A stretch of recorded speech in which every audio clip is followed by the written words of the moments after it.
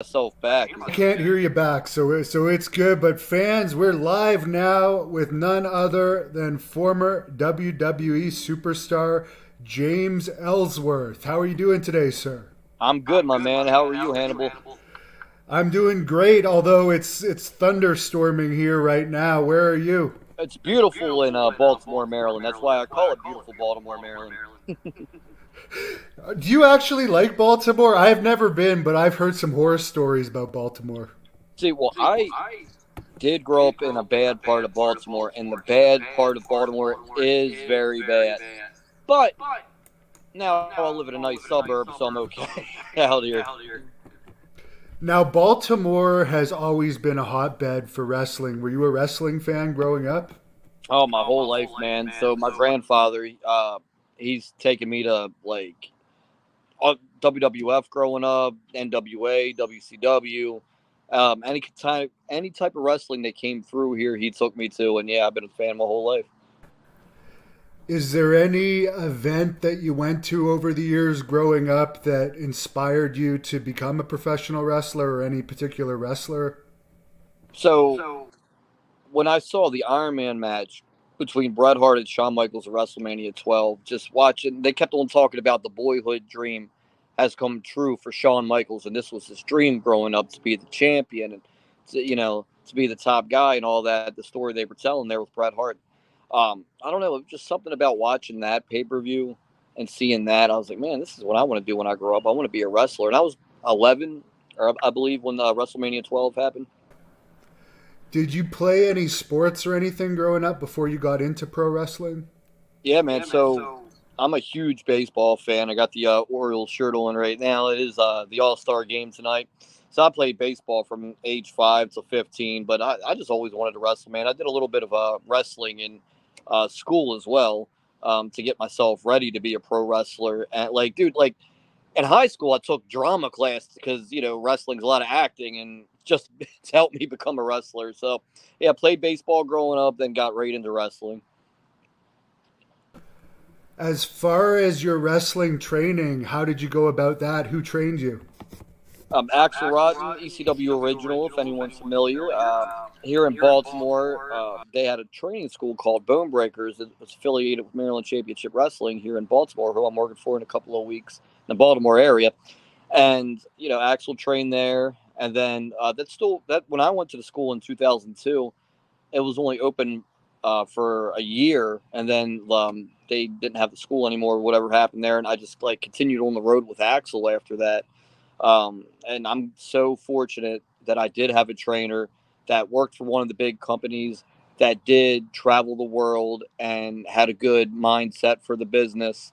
And I think it's very important when people get into the business is to find someone who has been successful in the business to train you. And I was very fortunate to have that. Yeah, and somebody with connections too, and not someone that's burnt all their bridges. Well, Axel burnt a few bridges. I loved him personally, but he had his demons, and he didn't help me get anywhere. But I say that he didn't hand me a spot anywhere, but he did help me get places in the sense of I did have very good training. He did show me what I should learn the most and get the most out of due to my size and my look and everything. Everybody knows him being like this hardcore guy, which he was. He did a Taipei death match with Ian Rotten, and he was the hardcore chair swinging freak in ECW. But like Axel, like in his early days, was in WCW for a little bit doing a British character. He did USWA with Lawler down in Memphis, and like he traveled the world, went to Japan, everything. He had a good mind for the business, and I was very fortunate to get all that knowledge from him because I don't think I would have made it anywhere without it for sure. What was up with that British character that he did? What was the story behind that? So I asked him about it. He was just trying to be different, man. He was trying something, to get over in WCW because he was just kind of doing the WCW Saturday nights, the WCW Power back in the day, if anybody remembers that, stuff like that. So he was just trying to get noticed, do something different, and he could do anyone's voice. So he could do a British accent, he could do the Macho Man's voice, Ric Flair's voice, Dusty. He did a great Dusty Rhodes. That's so he was just trying, like a young aspiring wrestler, and he had a little bit of TV time and just trying to get over. That's all. I heard him say in a documentary once that like he would survive everything. He was like a cockroach. I think he did end up passing away though. Were you surprised that he passed away fairly young?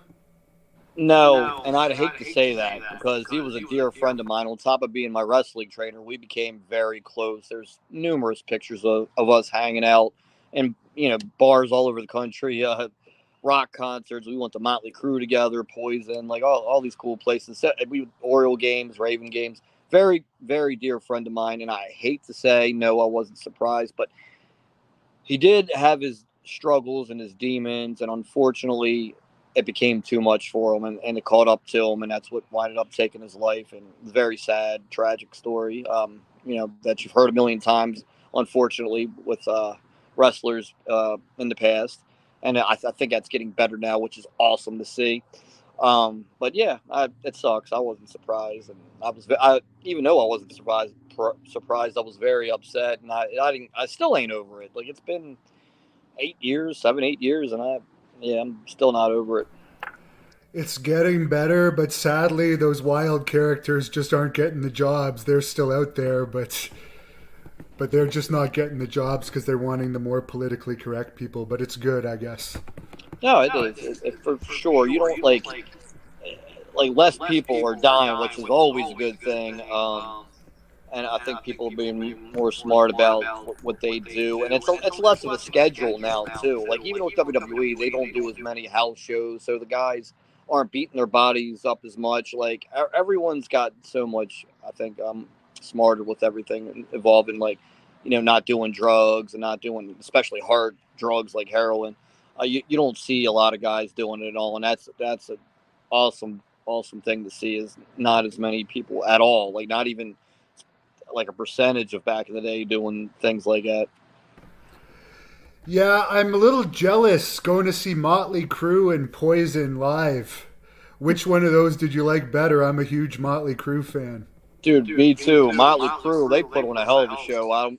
It's if you ever get a chance to see them, you have to. They're amazing live. Him and I think it was like a fair in Frederick, Maryland. Like it was outdoors. It was awesome. Yeah, like I would definitely see him again. That's for sure. Now, when you first got into wrestling, you weren't James Ellsworth, you were James Dream. How did that gimmick come about, and what was it for people that don't know?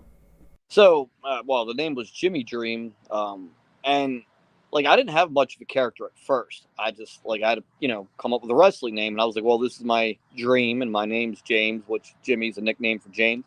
So I said, I'll be Jimmy Dream. It rolls off the tongue. It sounds okay, but it wasn't much of a character at first until um, I think it was like 2007 or eight. I was with Axel at a convention that he was doing, and I was looking at the beautiful people, Angelina Love and Velvet Sky, who I love and adore, and they're like I've met them numerous times. They're great to be around. Um, and I was like, what if I act like I was one of the beautiful people, and obviously I'm not. And what if that was my gimmick? I like dye my hair blonde, and back then I had long hair, and I act like I'm as like one of the beautiful people, and people feel like, is this guy serious? And that's the gimmick. I think I'm this pretty, handsome human being, and obviously I'm not, and that's the heat. And I act just like they were acting on TNA back in those days. So I transformed into that, being pretty Jimmy Dream. I wore like fishnets and sprayed my hair and stuff like that. Like, so I was doing that on the indies for a while, which was a lot of fun. How was working for CZW? And I heard you were in a tournament of death at one point. Were you a hardcore wrestler? No, no. I did a tour. Like, I wrestled on one of the tournament of deaths in 2006. It was a non-death match. Like, it was one of the like matches in between the death matches. It was myself and now WWE superstar Drew Gulak against Blackout. Ruckus is amazing. If anyone here hasn't ever heard of Ruckus, do yourself a favor, go to YouTube and search Ruckus CZW. Watch his matches, watch his highlights. You'll be blown away. And Robbie Marino, which is his name back then, good friend of mine, Robbie Illuminati, who is in the best shape of like anyone on the indies right now, and he's like in his 40s. He looks amazing. Um, So yeah, Drew Gulak and I wrestled Ruckus and Robbie, and if you would have told me that the two guys in that tag match that would have won to WWE, like two guys in that tag match, I would have told you, yeah, definitely Ruckus and Robbie, because Ruckus is so talented and Robbie looks like a star. But Drew Gulak and I, we both just had like a passion for this. And Drew is amazing, is an amazing technical wrestler, and I wound up like being very good at entertaining. So those are very important aspects of the wrestling game. And him and I just, that's just a cool story. Him and I, went on to make it to WWE. But yeah, like I did that in 2006. I did a couple of smaller shows for CZW back in the day. I was never like on their roster, but like Ruckus would bring me to the shows, and I would get on every now and then. And when you're an inspiring indie wrestler, you want to like try to get noticed anywhere you can. CZW, especially in those days, was a big independent wrestling company that was only 2 hours from my house. So I was just trying to get noticed and get on those shows to make a name for myself. How long were you wrestling before you started getting your WWE tryouts? Because I understand you did a bunch of extra jobs before you actually started to have matches, like you were Rosebud and stuff here and there. Right. Like, so being an extra talent's technically not an actual tryout. Like a tryout's when they fly you in, they spend the money, and they want to take a look at you. Like they take you to, like nowadays they'll take you to the PC, and they're like an extra talent is no different than being an extra on a movie set. Basically, if you live around the area and you send them emails and all, they pick 6 to 10 people to come, and you could be a security guard, you could be a nurse, you could be like a fake cop, or you could be a local wrestler that gets beat up real quick. It just depends on what they need that day. It's not like they were like, oh, Jimmy Dream from Baltimore, we need him to wrestle Braun Strowman this day, so somebody call him. Like, that's not the way it works.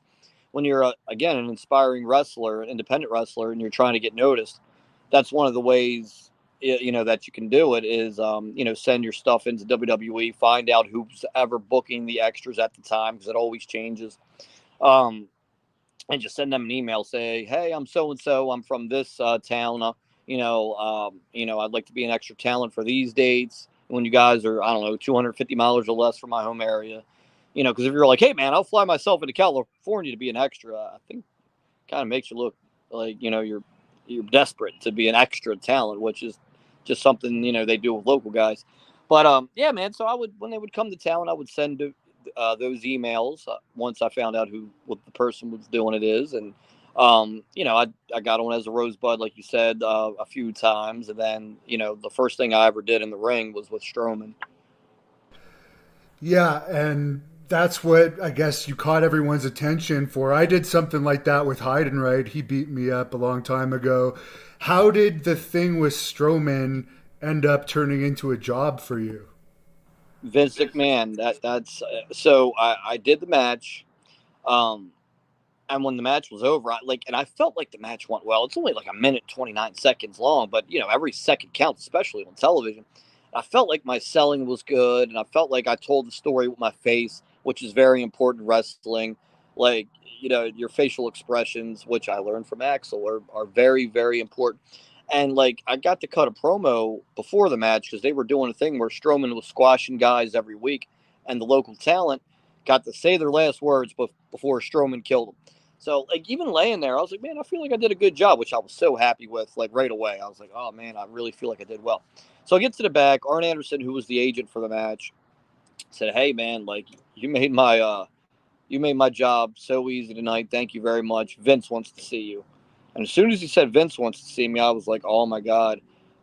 I think Vince wants to yell at me for walking down the ramp because, like, when you're an extra talent, and back in 2016, I don't know what happens these days, but like, you're not allowed to walk down the ramp. Like, you have to walk through the crowd and get in the ring and just stand there. Like, you're not a star. You're not a part of the roster. Like, you're a nobody, basically. And so, like, Sasha Banks won her first women's title right before that match. And I remember, like, I was standing in Gorilla watching her hug Stephanie McMahon and hug Triple H. I was, like, so caught up in that moment because I was such a Sasha Banks fan. I was like, wow, this is awesome. And so good for her. And it's like me being an independent wrestler, just sitting there watching her hug Triple H and Stephanie was a big moment for me. I'm like, wow, this is great to see. And they're like, hey, you're on. I'm like, oh, okay.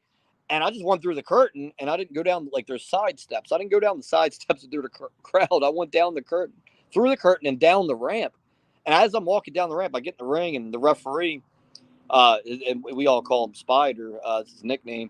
He's like, "Hey man, you know you weren't supposed to walk down the ramp." And I was like, "Yeah, my bad." As I'm about to do like my first Monday Night Raw match ever, I'm like, "Yeah." So I thought Vince was going to yell at me for that. So when I went and saw Vince, he's like, "Hey man," he's like, "Great job." Shook my hand. He said, "Your facial expressions were great. Your verbiage was great. Your selling was." He's like, I have no choice but to hire you, so I'll be in touch." And he shook my hand and walked away. And I was like, "What?" And Triple H came up to me. He's like, "Hey man, he's not kidding. He'll be in touch with you." It was like right away. I was like, "Whoa." Yeah, that is amazing.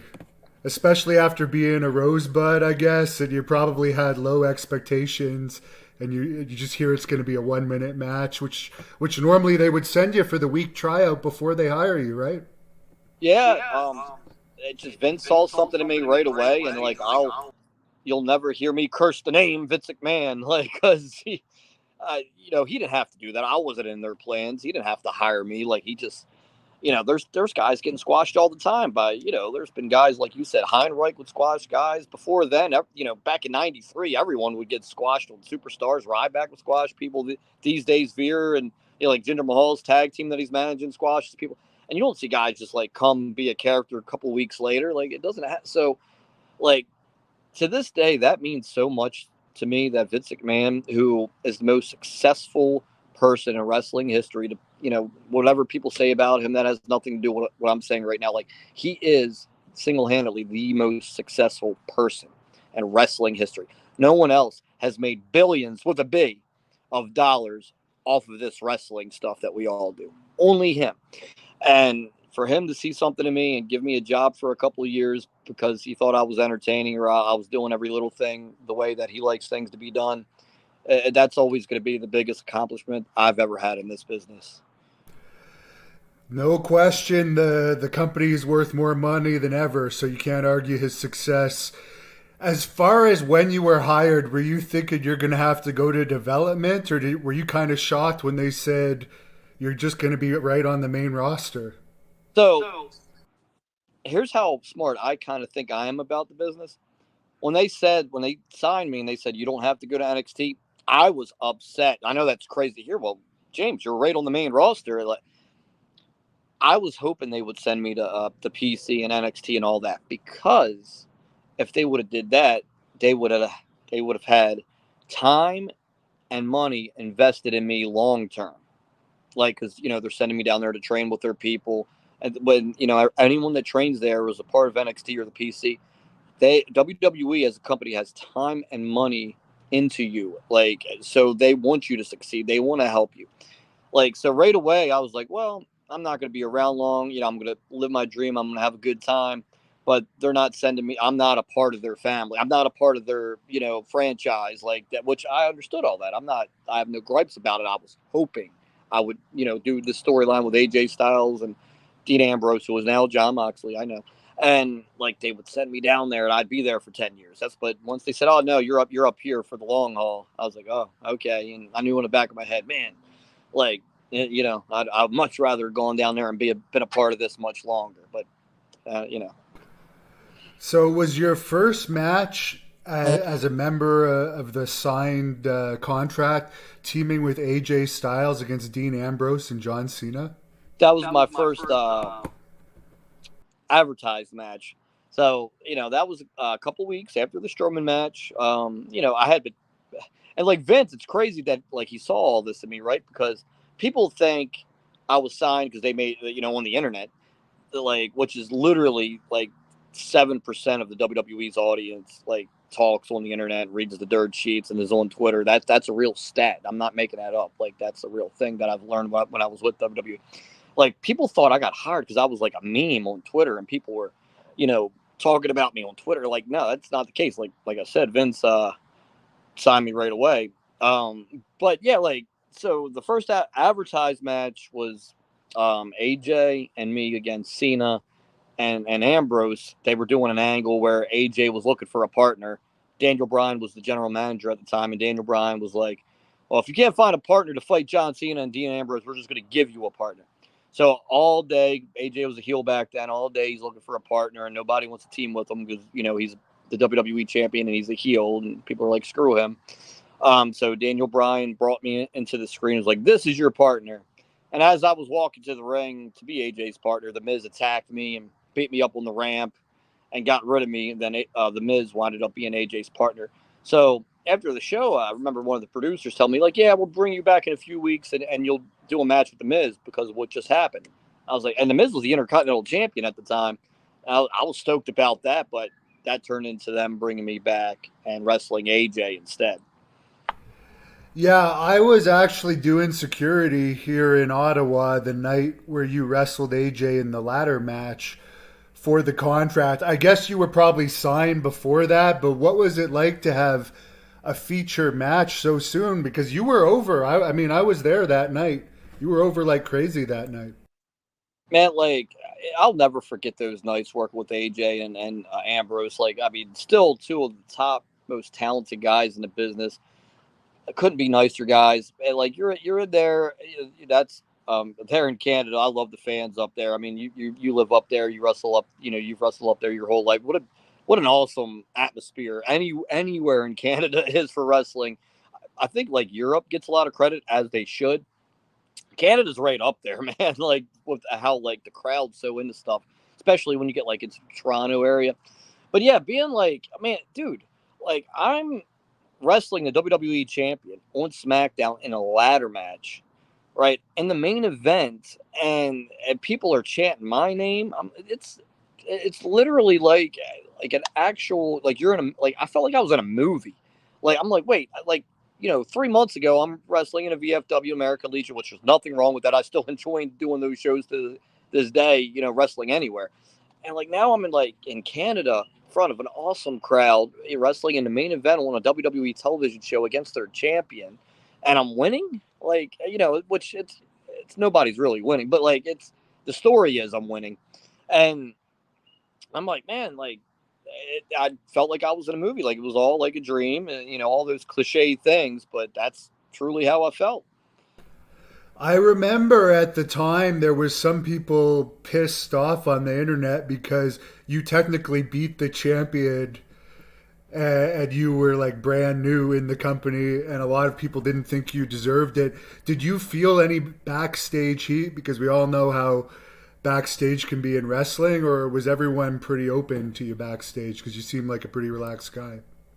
Well, yeah, like I mean, at first you got to think about it. Going back to like they have time and money invested into people to go through the PC and go through NXT. There were guys, and I wound up becoming friends with a couple of them, um, that were like, "Why is this guy like jumping?" It's guys that hadn't been on the Indies. The guys that were on the Indies, like an AJ Styles or a John Moxley, like they understood it. Like they're like, "Okay, this is what wrestling's about." Like this guy's like, if you ever seen the movie Rudy, like this is like a Rudy character in this wrestling story. So they get it. Like wrestling's all it's all storytelling, and that's what wrestling is. We use the art form of wrestling to tell stories, and so the guys, like I said, that had an education in wrestling past WWE got it. But there was guys that just only in their career went to the PC and NXT that were a little upset at first, and like yeah, like the internet. Like when I beat AJ Styles 3 times. The character Ellsworth pinned AJ Styles once, beat him by DQ once, and beat him in a ladder match once.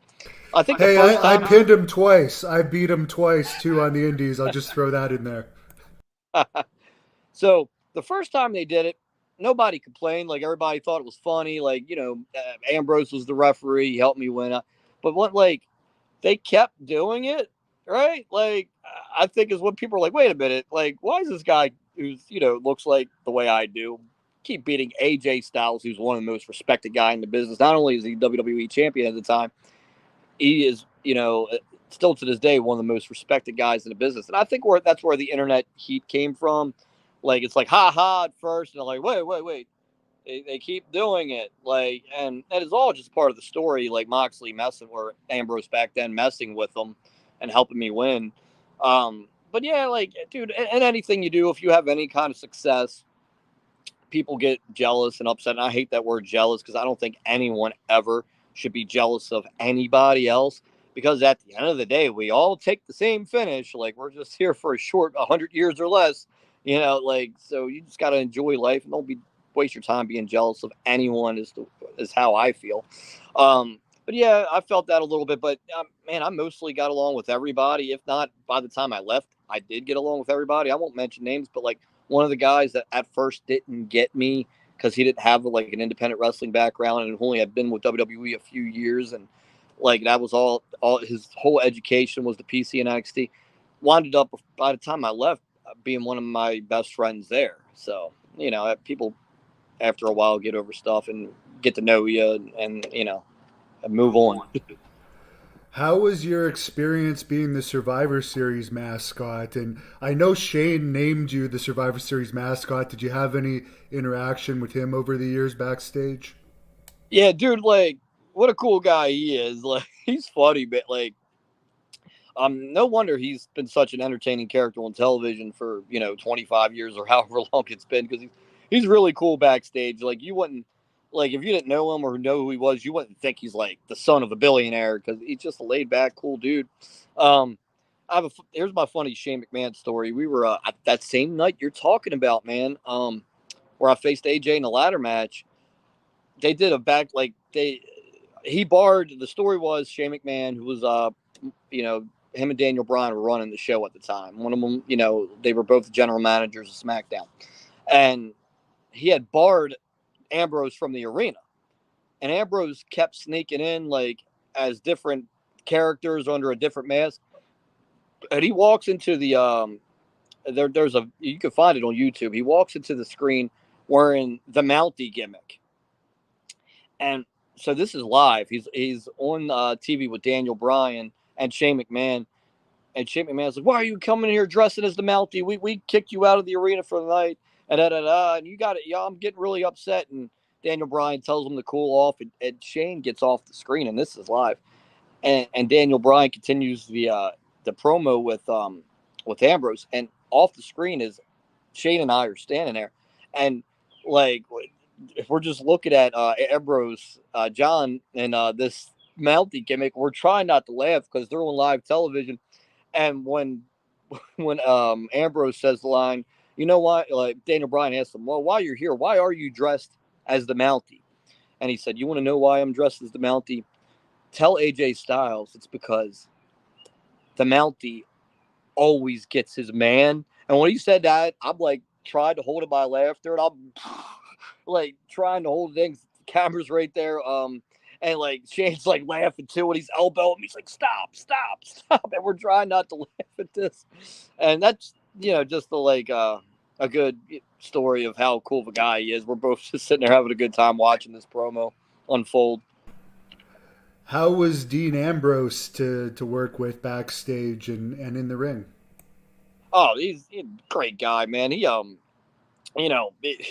like we rode together a few times, and one time he's like, you're gonna have to like relearn how to do your taxes. And like I knew him a little bit from the Indies when he was John Moxley, like running into him at CZW. We never were friends. I never hung out with him today. Like I would see him at various shows, like and say hi to him, and he was always nice to me back then too.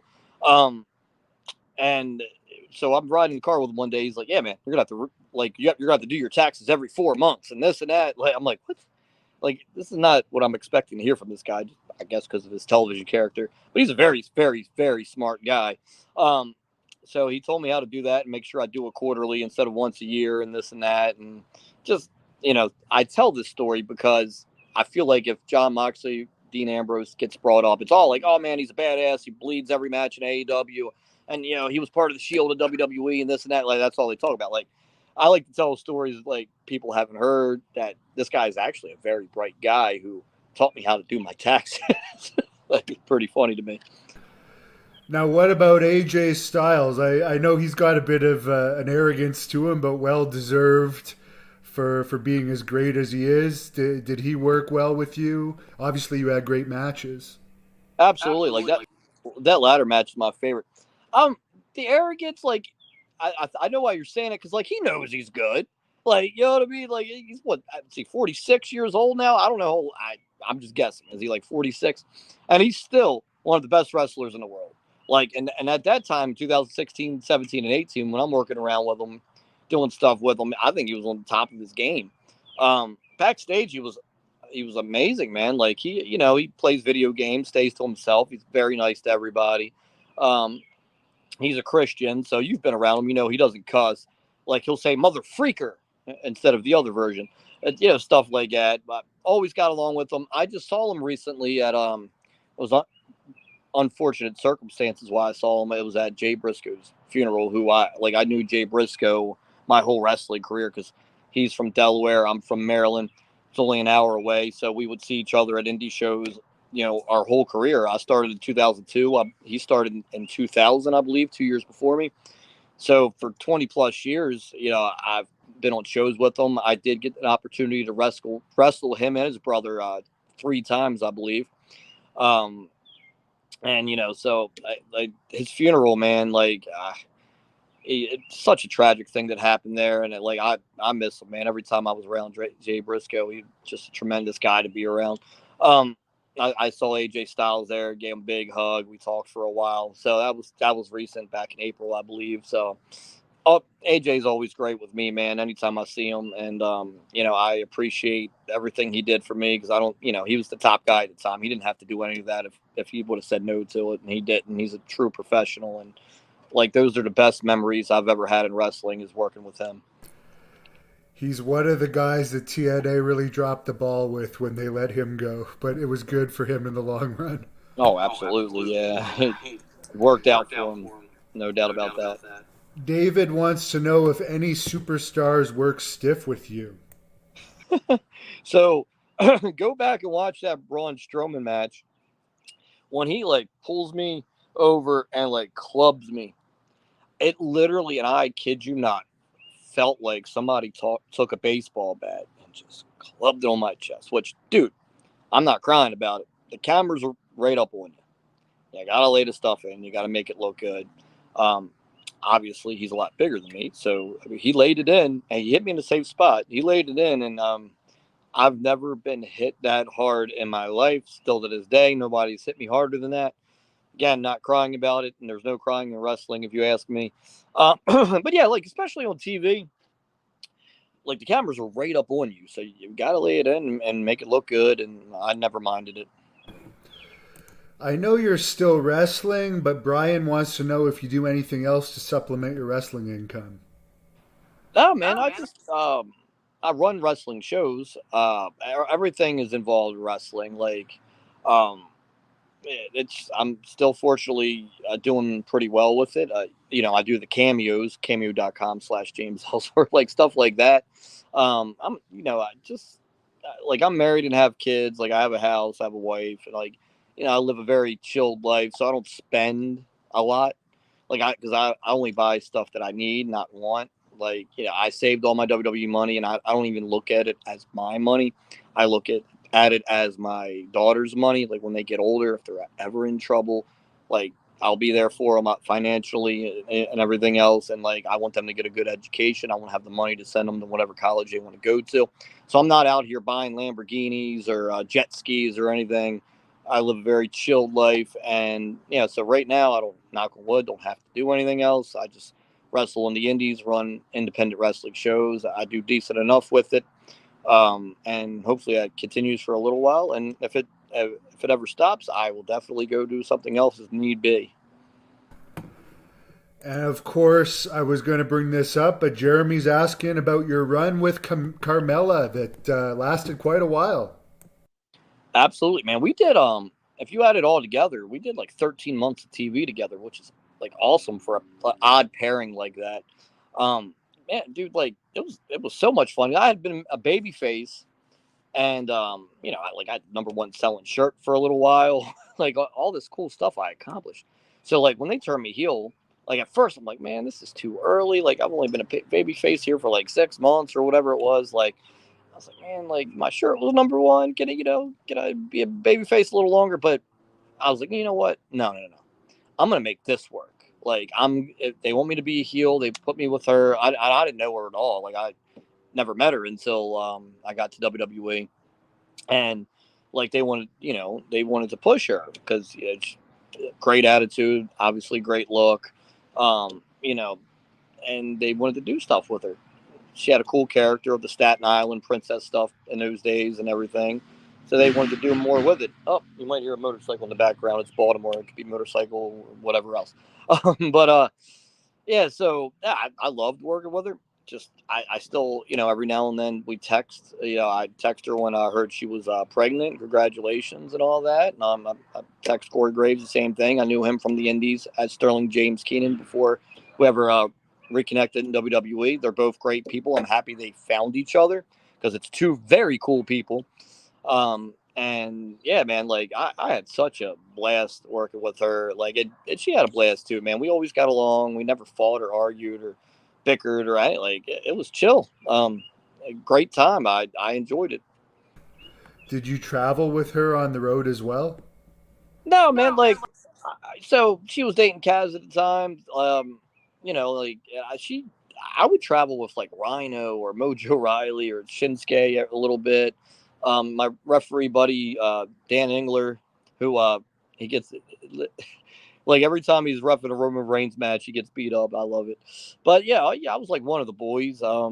Just traveling with the guys and whoever. Like I'm that old school thinking of, man, I need to get in the car with Rhino and pick his brain and learn from him because he's been in longer than me and he's done more than me and this and that. Like, so I always wanted to do stuff like that. But no, like, I never asked her, hey, you want to ride together? And I'm like, we'd see each other at the arena. We were hanging out all day because we'd have, 2 or 3 promos together backstages. We'd have a match to go over. So we spent enough time, but we're still cool to this day. Like I said, very chilled chick. And very happy that she's still doing very well. Any favorite angle or storyline that you did with her? Oh, the Money in the Bank for sure. You're the women's Money in the Bank champion, aren't you? Right, that's a lot of people do say that. That what a great angle that was. I remember when they came to us with the angle the day of Money in the Bank. They're like, hey, so it's the first women's Money in the Bank. We're create some controversy here. We're gonna have Ellsworth climb the ladder, grab the briefcase, and give it to Carmella so she wins. Then on SmackDown, we're going to say, hey, congratulations, you did win the first Money in the Bank, but, you did it very unfairly. And since it's the first ever women's Money in the Bank, we're going to give all the girls another opportunity, and we're going to do one next week. They always knew they were going to do the second one. The internet will say, oh, man, because of all the backfiring and all the trash talking on the internet and people being upset, like they had to do the second one. Nope. Always knew we were going to do the second one before we ever did the first one. That's reality. So, and it popped the rating on SmackDown a week later. The ratings went up for the second ever women's Money in the Bank ladder match. And that whole story we did there was just so fun to be a part of because, like, Eric Bischoff, he wrote a book one time called Controversy Creates Cash. On that sense, it created, a bigger rating for the television show. So I was very proud to be a part of that controversy. And yeah, man, like, we had such a good time with that, and ultimately she did cash in and become champion for the first time, and it was really fun to be a part of. What was Paige like backstage? I know you did some stuff with her on TV. I so like I know it sounds like I'm just saying, oh, everybody's cool, but I truly did get along with everybody. Like I was a big Paige fan. Like first and foremost, before I ever got to WWE, I thought she had the coolest look. Her promos were great. Like her work in the ring was good. Like she looked different than all the other girls. So Paige is probably like my favorite women's wrestler of all time. I've never told her that. So, but like, so when I found out I got to work with her on TV doing some promos and all, I was like, hell yeah, this is awesome. And she was so cool too and so chill. I saw her at WrestleCade last year at the convention in the Carolinas that they do every year. It's like one of the best conventions in the country. And, like we hugged and we talked for a little bit and everything. It's just so chill. Like, again, just a very cool person. And I was stoked I got to work with her because I was a big fan of her work prior to getting to WWE. Now, of course, Roman Reigns is a big star now. He was when you were in there, but he was getting more negative fan feedback when you were in there. He's more accepted by the fans now. as a heel, Right. and they're selling out and doing great. Any thoughts on him? Did you expect him to finally get over like this? And what was he like backstage? Well, he was over back then where they were doing the whole big dog thing, which obviously the big dog thing is not as cool as the tribal chief.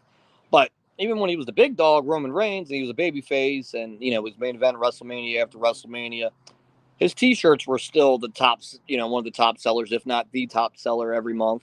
So he was over back then. But now, like this bloodline thing with the tribal chief and the head of the table, that's like on a different level. Like he became a bigger asset and a bigger star doing this character because it's so good, and you can just tell he's not even trying too hard. He's feeling the audience and letting everything come to him, and it's amazing. I didn't have much interaction with him backstage, because he was on Raw and I was on SmackDown, but when I did, never a problem. Always big smile on his face. I wish I would have got to know him more because I'm a big fan of his work, especially now.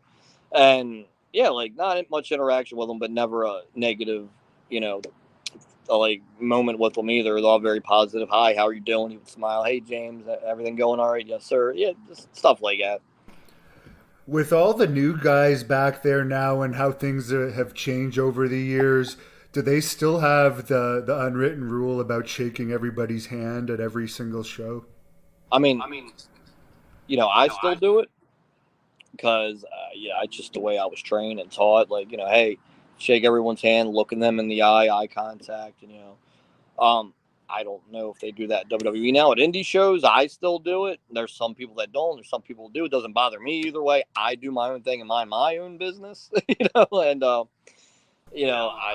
But I do agree with shaking hands and looking people in the eye. I think it makes people more comfortable with you. Who had their own trailers when you were back there as far as wrestlers? I know at one point CM Punk did, but I think that was before your time.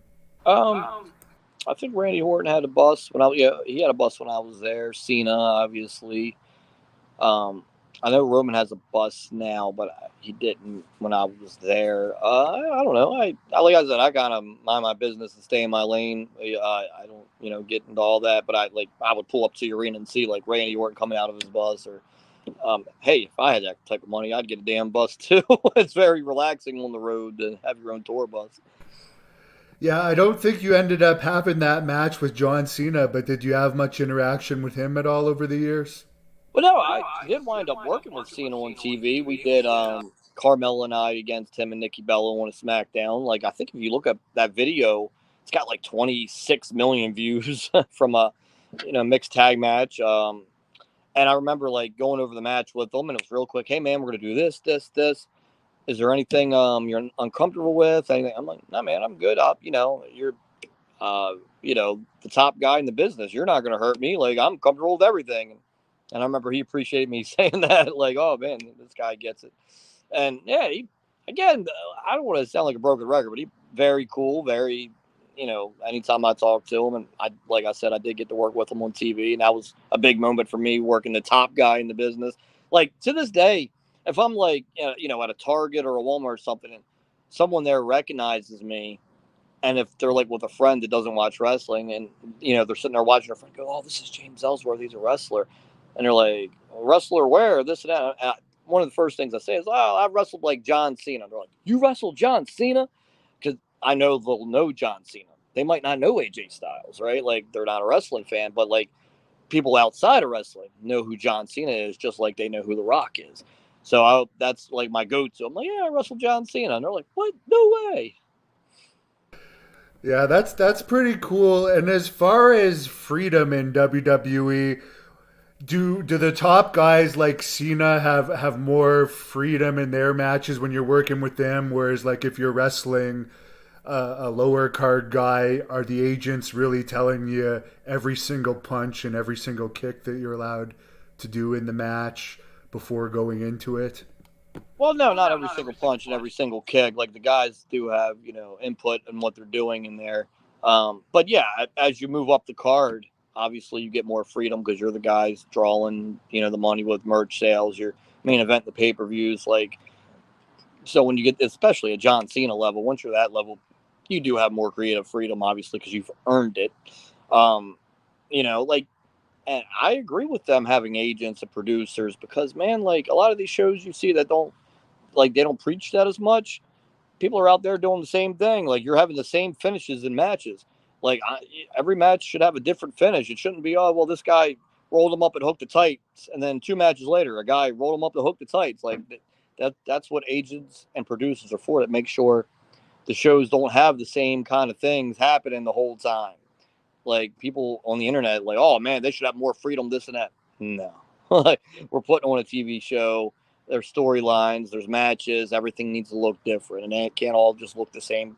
Not everybody gets to hit 20 super kicks. Not everybody gets to, do a moonsault for the finish. Like everything's got to be different the whole show so it flows.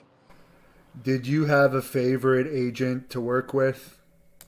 Um, I think Arn Anderson, man, big fan of him growing up. Big fan of the Four Horsemen, just like anybody else. Such a genuine, awesome guy to be around. Very funny.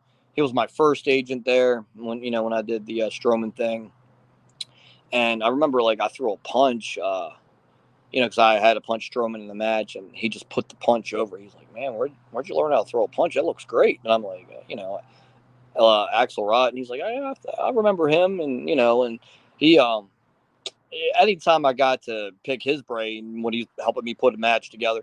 Michael Hayes too. So when I was working like AJ, Michael Hayes, he helps like with the top stuff, and um, he's a lot of fun to be around. I laugh because he's so funny.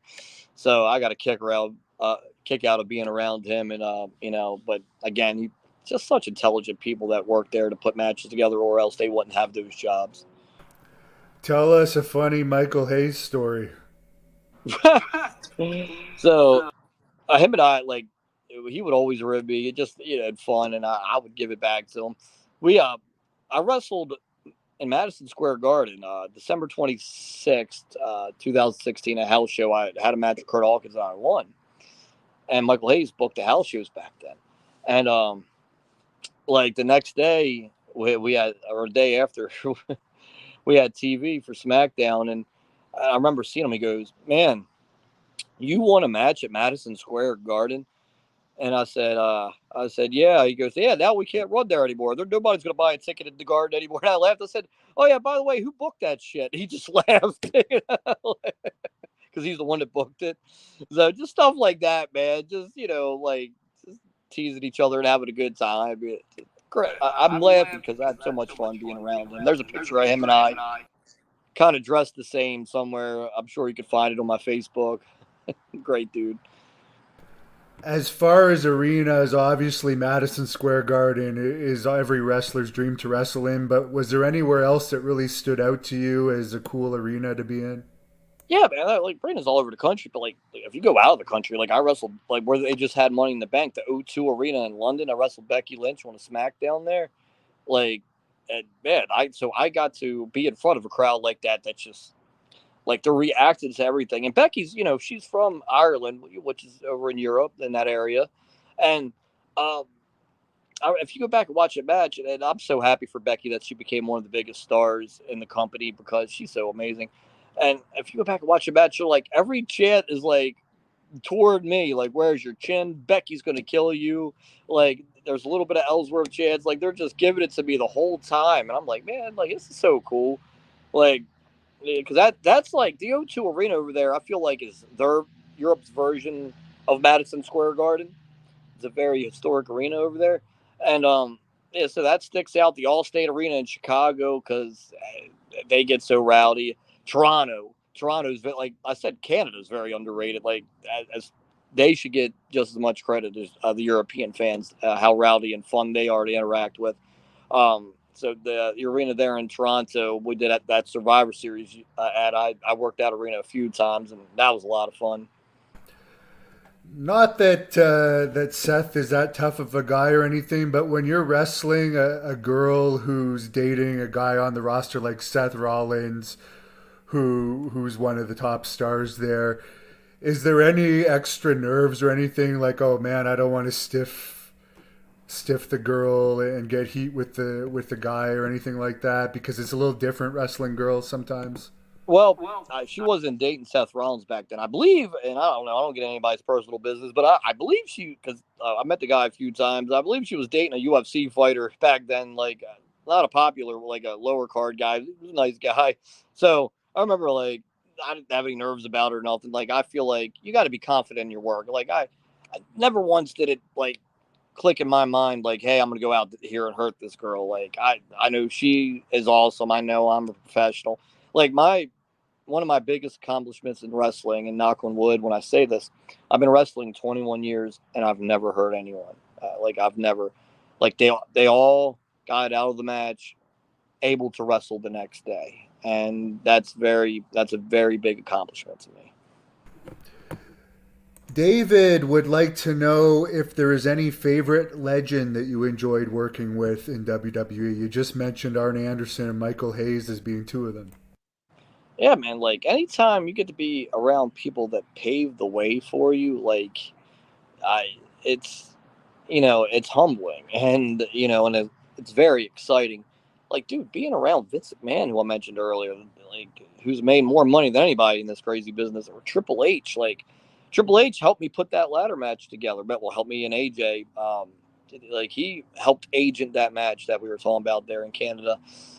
So yeah, like, and I wish I had more of a relationship with Triple H. Like I said, like, yeah, I wish I would have went to the PC and went to NXT and had that relationship and had that time with him, because he's amazing, man. Look what he's doing. Like, he's helping make the product so good. Look at the, like, you can tell he believes in long title reigns. Like, a lot of the NXT title reigns have been long. Bianca Belair's women's title reign was long on Raw, and like Roman Reigns is obviously having the longest title reign in the last 35 years. Like, and I like that, man. Like, titles should mean something, and one of the best ways to make a title mean something is to have it on a person a long, long time. That way, when someone beats them, it's really a big moment and it really means something. Because if guys are just beating each other for the title all the time, every 2 or 3 months, like, it's just getting passed around.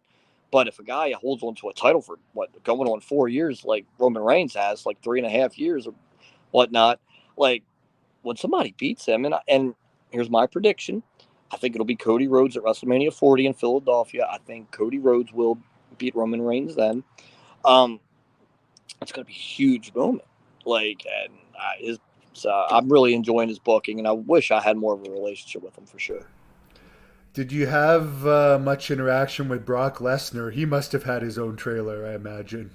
I knew he had his own dressing room, and yeah, I mean, dude, I made it a point to anytime he was at the shows, like the pay per views, and then he did some house shows I was on. He, like, the Garden one. One of the Garden ones, not that one that I was talking about earlier, but one of them he wrestled Kevin Owens on at a house show, and I was on that show, I think, with Carmella, but I always made it a point to find him and shake his hand, because I just wanted to be around this guy and see how he was. And always very nice. I'm very just like, dude, he's all business, man. He comes in, he does his job, he does it well, and he rolls. He doesn't bother anybody. Like, he's, he does. It's not like he's an arrogant guy that comes in and he's mean to everyone and he like how people might think. But no, he comes in, he does his job. If you go up to shake his hand, he will shake your hand, and just very business casual. And another world champion you've been in the ring with is none other than David Arquette. How was that? I just saw David Arquette 2 months ago. Chris Jericho, who I'm still yeah, in contact with. Like, I always like say Chris Jericho's like my big brother in wrestling, because we just always got along, man, and he's always been so kind to me.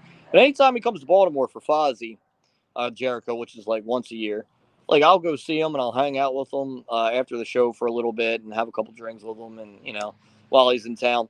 So we did that, my wife and I, a couple months ago when he was in town with Fozzy. Had a couple drinks with him after the show, and David Arquette. I was here doing a signing at the Monster Mania, I believe it's called here, that they have. And David Arquette, like, walked backstage and, like, to say hi to Jericho and all. I didn't even know David Arquette was there at the show. He did the signing, then came over to the show, which is like a half an hour drive. And I was like, "Oh, hey, David," and we talked about when we worked each other at Warriors Wrestling there in Illinois.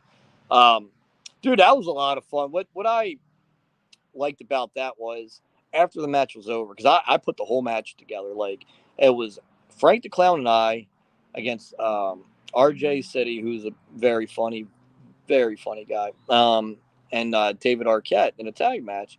And everybody spitting off these ideas. And finally, like I put the match together. And after it was over, all David found me and said, "Hey man, thanks for the match." You like, and like I really enjoyed working with you. Like I like how you put everything together. Like it all flowed and it was fun. That was a big compliment. Like from a former world champion. But like, dude, I watch all the Scream movies and Super Troopers and all. Like I'm a fan of his of his when it comes to the movie stuff. And again, just another chill guy, man. Like it's a loud minority of people that I think are jerks. He's not one of them, and I'm saying everybody's nice. That's why I say that. Like most people are cool in wrestling, man. Really, they really are. Like the people you hear about are might actually be not so cool. It's a very very small percentage. Most people are very nice. I will say one advantage you have though is you have a very unique look, so a lot of people wouldn't see you as competition. Like a threat to them. Yes. Yes, you're not really threatening, but and you seem like a cool person, so I'll give you that. As far as AEW, there's been a lot of fans asking. I mean, I don't see why they wouldn't be interested in you. They need more recognizable names. Have you had any talks with anybody there?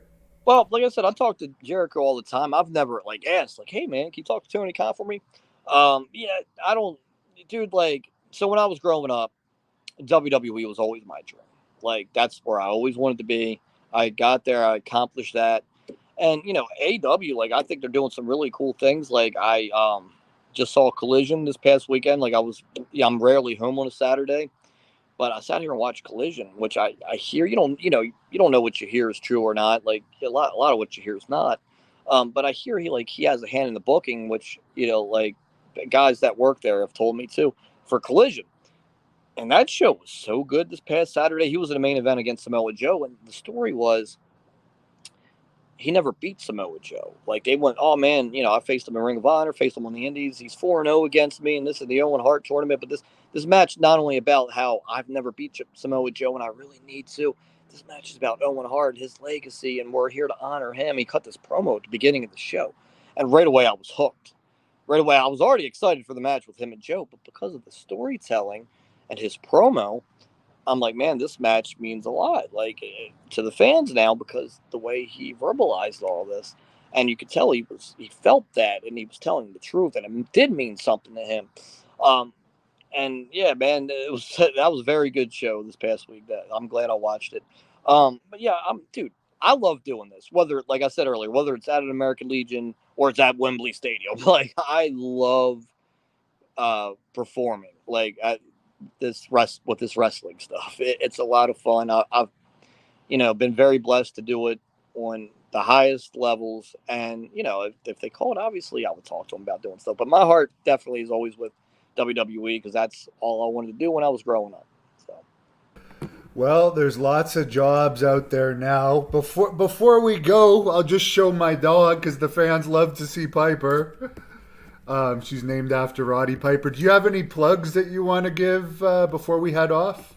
Oh man, just like follow me and see where I'm going. I go all over the country, like wrestling shows. I'm in Texas this week. You can follow me on Instagram at James Ellsworth Wrestling, on Twitter at Real Ellsworth, on cameo.com/James Ellsworth. I do run independent wrestling promotion, adrenalinewrestling.com if you want to check out where we're going to be.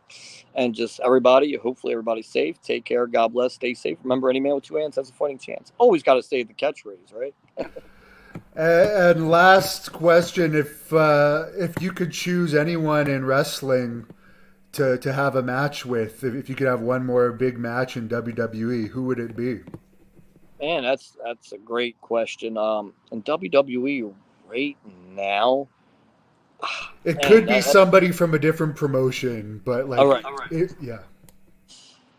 man, that's dude. You know what so in WWE, I would love to do something with like like Rhea and Dom, just because I think like the fans would be entertained by if the Ellsworth character came in and like he's trying to get with mommy and Dominic's getting pissed off. Like, see, I think about the fans. I think the fans would be entertained by that. So, like, working a match with Rhea Ripley would be awesome. I think she looks more like a star than anyone right now. She's just so unique and so she's awesome in the ring. Her and Charlotte at WrestleMania, I kid you not, is my favorite match out of any match I've seen this year. I thought that was amazing. Dominic's a great character. He's James Ellsworth-esque. It is different because, I love the whole story where he went to prison, and all that. He acts like he's so hard. It's working so well. I'd love to do something with them. And AEW, man, MJF's, he's my favorite thing there. So anything there will be great. Adam Cole, who wrestled my promotion back in the day, Adrenaline Championship Wrestling. Always love to do stuff with him. Jericho, obviously. Like I never got to wrestle Chris Jericho. I would love to wrestle Chris Jericho, before he stops wrestling, and which I mean he's still having good matches, so I don't think that's going to be anytime soon. But I never got to wrestle him, and I would love to wrestle him for sure. He's still having great matches, and he's making like $3 million a year. So why would he stop? But we'll have to stop for now. Thank you for doing this interview. I'll let you close this off with whatever you want to say to the fans. Yeah, man. Just like I said, everybody stay safe out there. Hannibal, thank you again for having me on. I know I was on here before a few years ago, and anytime I see you, you're always cool. So I appreciate that. And everyone, just be kind out there and take care. That's it. Thank you for watching the Hannibal TV. Please like this video if you enjoyed it and click the subscribe button to not miss